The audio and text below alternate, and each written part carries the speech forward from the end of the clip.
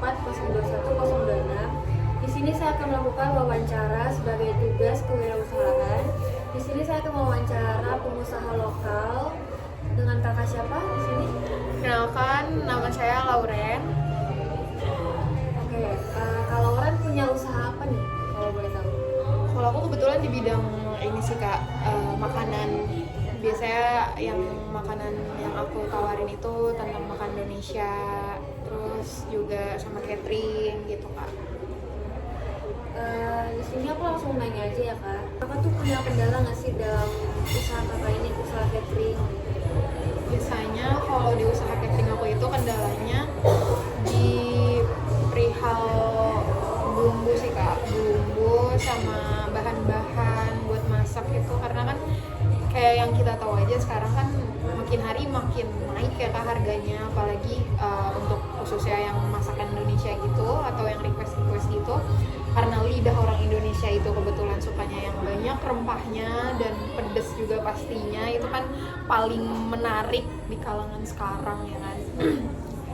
Jadi ya mungkin kendalanya sih di situ sih kak, karena semakin hari sekarang aja tuh cabai harganya sekilo tuh bisa 130 kak. Naik juga ya. Iya, itu bener-bener drastis banget, apalagi nih mendekati lebaran, gila bisa gitu deh.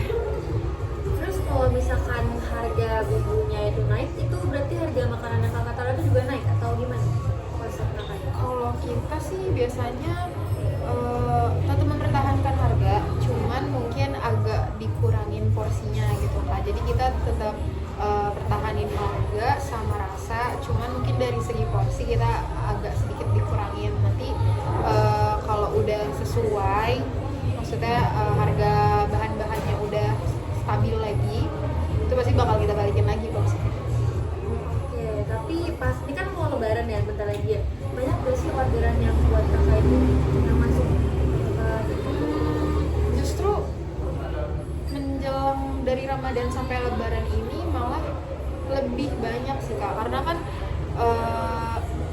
khususnya buat yang kayak pesan dan buat dibagiin gitu kak. Jadi kayak buat apa namanya, berbagi gitu, buka bersama atau ngadain pengajian gitu kak, itu biasanya. Terus juga ditambah ibu-ibu arisan gitu, biasanya pesen kayak masakan Sunda gitu kak. Oke, kita ke pertanyaan selanjutnya.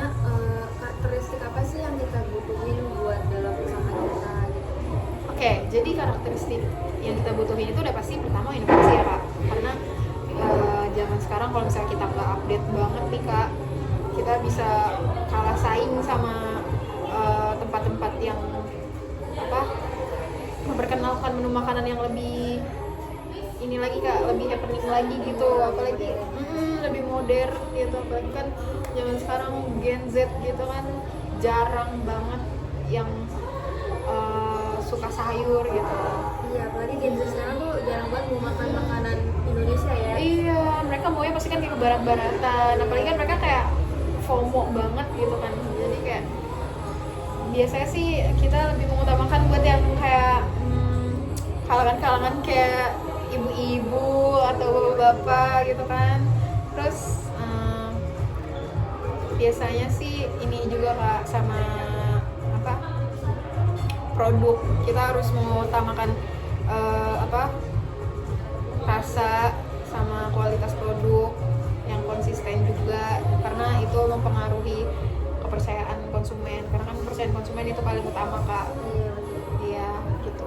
Terus ditambah yang paling penting itu karakteristiknya itu pasti ramah sih kak, ramah sama pelanggan kan bikin nyaman juga nggak sih kak. Jadi kayak masa kita mau ngejualin tapi kita jutek gitu kan, mereka juga jadi nggak minat gitu kak buat order di kita gitu.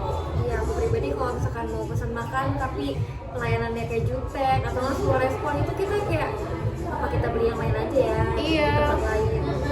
kita juga harus bikin nyaman pelanggan lah intinya gitu. Oke, ini kan udah yang ketiga nih kak. Kira-kira ada satu lagi nggak biar kita jadi 4? Oke, ini yang sebenarnya ketinggalan sih. Untung kakaknya juga nanya juga Yang terakhir menurut saya sebenarnya masih banyak lagi, cuman ini satu lagi itu yang terpenting itu nerima kritik dan saran sih kak dari customer.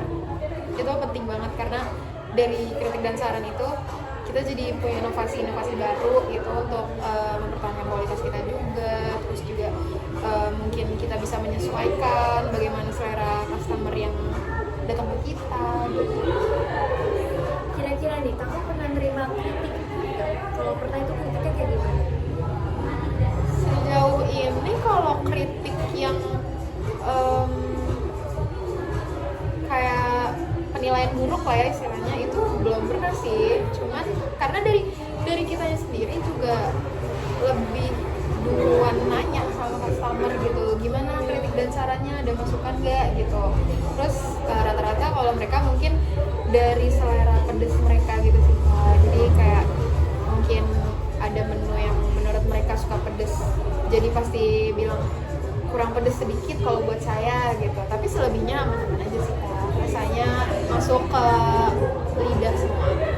Berarti dari kakak ini kita bisa dicontoh ya guys yang tadi. Kita tuh sebelum dikritik dan saran, kita tuh harus nanya dulu ada kurangnya apa dulu kak gitu kan. Biar kita tuh bisa buat evaluasi diri kita juga dan bisnis kita juga kan. Iya betul banget Kak. Terima kasih banyak ya kak. Iya kabarnya. sama-sama.